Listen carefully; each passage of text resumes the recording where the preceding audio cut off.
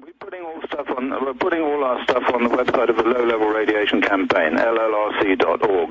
But in terms of the risk model, you need to go to the European Committee on Radiation Risk website, where we have now, because of the Fukushima accident, we have now released the 2010 report as a free download, so anybody can have. That cost £70. That was to buy that report, but now, because of the extraordinary developments in Fukushima, we feel that everybody should have access to that report. So it's a free download from the Euradcom, EURADCOM.org. You can get it from there, and this is the risk model that will tell you how many people are going to die after any sort of exposure. Yeah, well, my dad separately took physics at UT, where they have a reactor when he was in college, and he said they taught then that they believed a meltdown could properly separate out, like you said, and then, I don't want to butcher what he said, but then some type of ion beam or almost electrical charge could go through it, and that could create the chain reaction. Am I butchering what he said? I don't know. I didn't hear what he said, but the point is that if you have enough plutonium together in one place, the neutron flux gets high enough for it to achieve prompt criticality. So the question is whether or not the plutonium can separate from the uranium. Plutonium oxide can separate from the uranium oxide at these extremely high temperatures that there are. And I don't think enough is known to be able to say that that's impossible.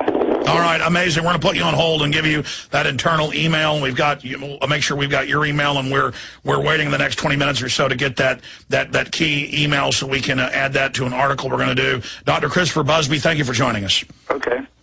All right, amazing information there, ladies and gentlemen. That would basically really change the whole paradigm of what we're looking at here. And I went online and read other physicists saying that there could be some type of atomic reaction, nuclear explosion with these reactors. And then I talked to a lot of other people and did some more research, and they say that it is in the realm of possibility. But regardless, he got the equivalent of dirty bombs going off every day, just pumping this into the atmosphere. We'll take calls for the rest of this segment and the next. I didn't mean to keep Dr. Busby that long, but that information was just too powerful. Let's go ahead and talk to Daniel in New Jersey. Daniel, you're on the air. Welcome. Thanks for holding. Hi, Alex. I just have two questions.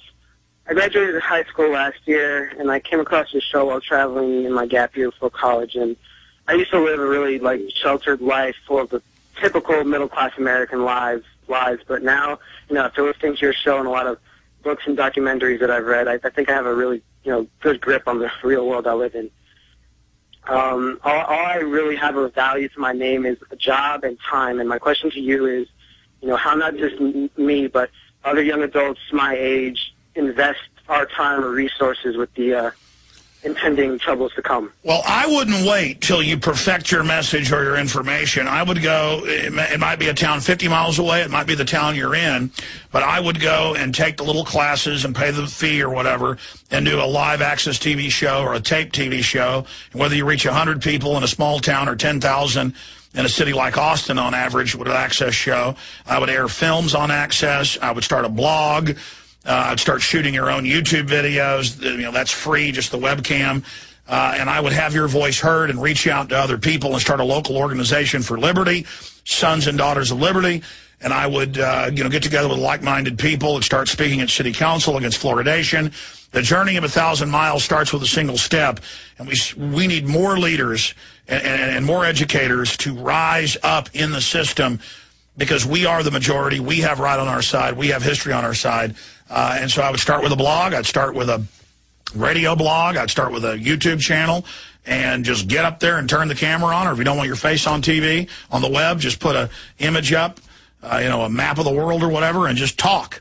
And then put out your email and say, I want to organize with other local people. Because the globalists can't deal with a mass of awakened people taking action. You don't have to save the world by yourself. It's that resistance that causes victory. Right. Okay, and then also my second question is that the Obama administration is supposed to be giving, reform legislation for No Child Left Behind, and I did some research on Arne Duncan, who's the Secretary of Education, and before that, he was the CEO of the Chicago Public Schools, and, we all know how that's going right now.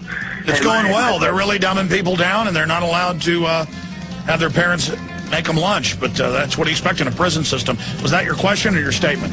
Well, that was my statement, just because since Arne Duncan's Secretary of Education, how would you start going about trying to... Stay there. We'll be right back. Visit Infowars.com and PrisonPlanet.com. When you're on the site, you can also tune in 24 hours a day to my daily radio broadcast. There's also a free iPhone app to listen to the syndicated radio show when and where you want.